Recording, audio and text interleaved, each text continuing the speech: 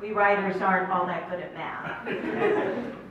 I've just been laughing at all these New Yorkers whose heads are exploding with all these geographic challenges. You know, which one of those square states is Colorado? Ohio is the square state with the nice curvy bottom. But anyway, if you have not read The Seven Realms, it's my tagline on that is wizards behave badly, princess kicks butt. All my books seem to be about wizards behaving badly until this one. Is anyone here read any of the Air Chronicles books? Yes. That's my first contemporary series set in Ohio, and I'll never forget when I first sold the Warrior Air. I told my New York editor, I had my first conversation with her, and she's like, Ohio, I think it's really interesting that you set your book in Ohio. Is that near Iowa?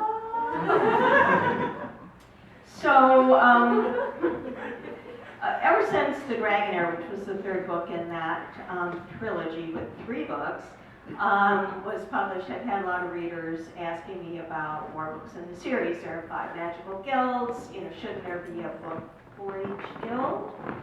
I had characters who were unhappy with their unhappy endings, who've been lobbying to come back and take center stage. I have readers wondering what's happening with the characters they met. I had a boy write to me and he said, I'm just wondering, how are Jack and Ellen doing?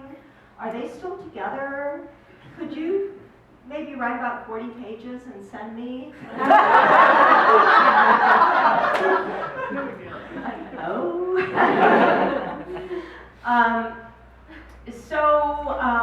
I have been enticed back to Ohio, to the world of the Were, but of course I wasn't willing to leave well enough alone.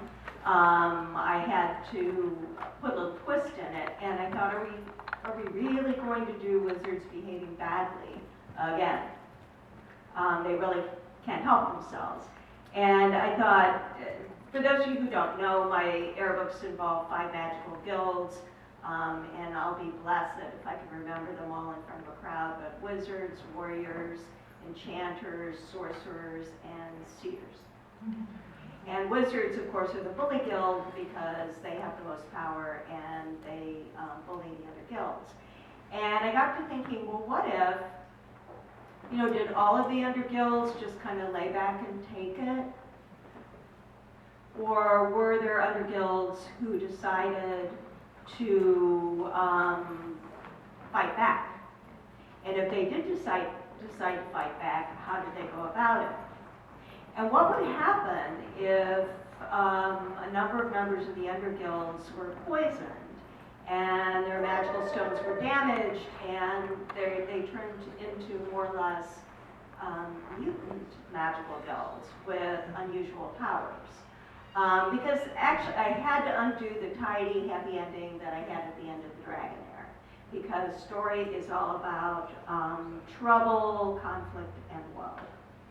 So what I've done here is untie that happy bow majorly. This is the first of 2 more books in the Air Chronicles, the Enchanter Air to be followed by the Sorcerer Air.